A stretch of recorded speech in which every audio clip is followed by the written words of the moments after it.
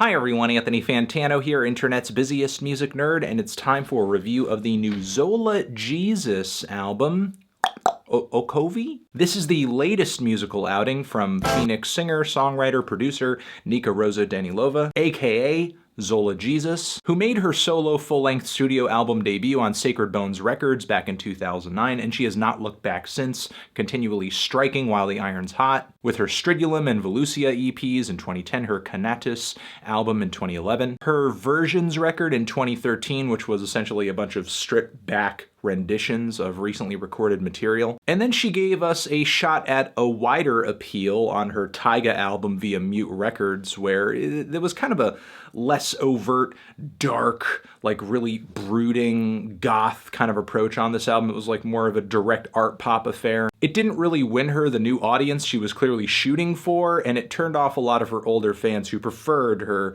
darker material. On her latest effort here, Okovi, though, she seemed to be bringing that back, and honestly, this is the most I've ever looked forward to a Zola Jesus album, mostly because the instrumental presentation seems so much bigger, grander, more epic. It seems like she's trying to leave a large impression on the listener like she did with Taiga, but she's letting the full extent of her goth influences kind of sprawl out into these instrumentals like a vial of black dye into a water tank of post-industrial goth dark wave art pop. I mean, this is the heaviest and fullest set of instrumentals I've heard on a Zola album so far, and it definitely gives Nika's music a new level of drama and presence. These tracks for me were especially convincing as singles, like the song EXHUMED, which has like some of the most booming drums and rushing strings I've heard on one of her tracks so far, which blew me away when I first heard it, even if the song is kind of worn on me a little bit as I've listened to the track over and over. And there were other singles and highlights going into the album too that I was really happy to hear,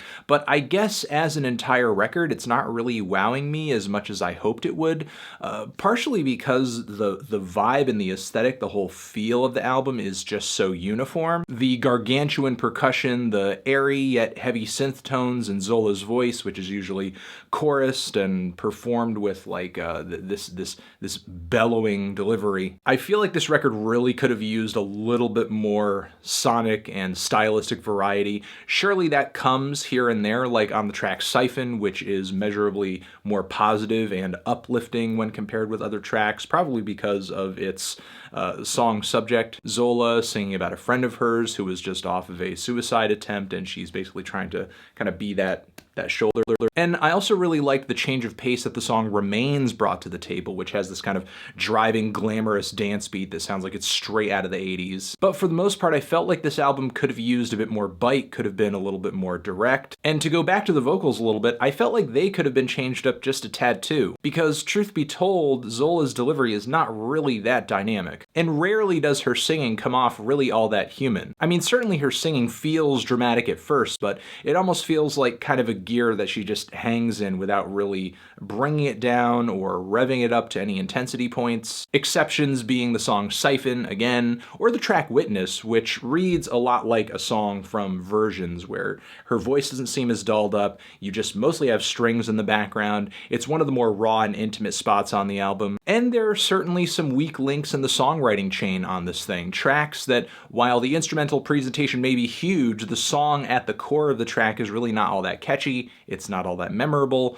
or we have tracks on here that are structured very weakly or just kind of seem like these short detours. Vecca, Soak, Ash to Bone. In general, just these shorter, more interlude type tracks don't really enhance the flow of the record that much. And I don't know, just given how few exciting and fantastic songs are delivered across the track listing, the mostly instrumental neoclassical closer Half-Life seems almost like a cop-out. Like it was just thrown into the end just because it was one of the most low-key tracks on here, it was not very vocal driven, it doesn't really wrap the album up in any significant way in my opinion. I mean, don't get me wrong, there are at least a handful of great tracks on this thing that I really enjoyed. Instrumentally, this is one of Zola's most ambitious projects, it's one of her darkest projects. Generally, I like the aesthetic of the album too, but I can only praise it so much, because there really are some shortcomings in terms of the album flow, consistency, the ratio of legitimate songs to interlude filler on this thing. I'm feeling a light to decent 6 on this album.